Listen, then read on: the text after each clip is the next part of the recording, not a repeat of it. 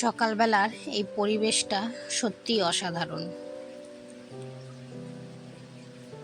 একটা ঠান্ডা স্নিগ্ধ হাওয়া বয়, তার সাথে কিছু পাখির আওয়াজ, পাখির ডাক বেশ ভালো লাগে। প্রতিদিনে ঘুম থেকে উঠে একটু গাছেদের কাছে থাকার চেষ্টা করি, যদিও বা আমার গাছের কাছে যাওয়া বারণ, কারণ একটু অ্যালার্জির প্রবলেম, কিন্তু তবুও একটু থাকার চেষ্টা করি। কত সুন্দর সবুজ, তাই না?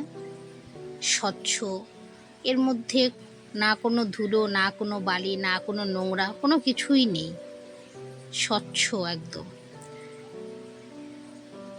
যেহেতু প্রচণ্ড গরম পড়েছে, গাছগুলোকে দেখলে খুবই কষ্ট হয়।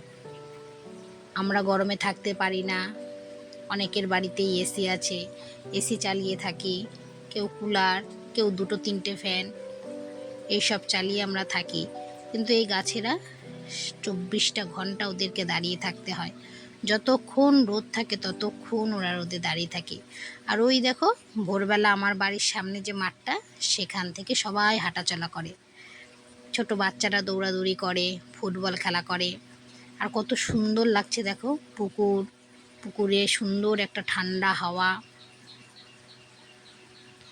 কখনো তোমাদের সাথে এগুলো শেয়ার করা হয়নি, তো আজকে ভাবলাম একটু শেয়ার করি। তো ফুল তুলছি আর একটু ভিডিও তোমাদের সাথে শেয়ার করছি। প্রচণ্ড গরম চলছিল, তখনও গাছগুলোকে একটু জল দেওয়ার চেষ্টা করেছি দুবেলা। কষ্ট হয়, খুবই কষ্ট হয়, কারণ একা হাতে দূর থেকে জল টেনে এনে গাছগুলোকে দিতে কষ্ট হলেও আমার মনে হয় ওরা তো একটু তো স্বস্তি পাচ্ছে। আমার কষ্টটা ওদের শান্তির কাছে আর কিছুই না। তো গাছগুলো গরমেও কোনো রকমে টিকিয়ে রেখেছি, জানি না কতদিন টিকে থাকবে। চেষ্টা করি একটু জল দেওয়ার। বাড়িতে যে কটা ফুল হয়, আমার পুজোর ফুল মোটামুটি হয়েই যায়, আমার কারো বাড়িতে যেতে হয় না ফুলের জন্য। সেই জন্যই ওদেরকে আরও বেশি করে জল দিই, যে ওরা আমার পুজো দেওয়ার ফুলটা তো জোগাড় করে দেয়। ফুল তুলে নিয়ে চলে এসেছি গাছে জল দিতে। তো এমনি সময় আমি নিজেই দিই। এখন তোমাদের দাদা বাড়ি আছে, তো সেই জন্য তোমাদের দাদা জলটা টেনে দেয়, আমি সব গাছগুলোতে জল দিই। যেহেতু ও টেনে দেয়, তাই একটু বেশি বেশি করেই দিতে পারি। আর যখন একা দিই তখন দিই, কিন্তু এখন যেমন খুব ভালোভাবে অনেকটা পরিমাণ করে জল দিই, তখন আর সেটা হয়ে ওঠে না।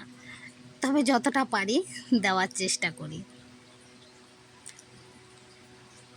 বাড়িতে খুব দামি দামি গাছ হয়তো নেই, সত্যি বলতে দামি দামি গাছ লাগানোর মতো পরিস্থিতি নেই, কারণ যেহেতু বাড়িতে তোমাদের দাদা থাকে না, আর এখন প্রতি বছরই একটু বড় বড় ঝড় হয়, তো অন্যের বাড়িতে যদি চলে যায় তাহলে তারা আবার অবজেকশন করে। জানি তাদের ক্ষয়ক্ষতি হয় বলেই তারা করে।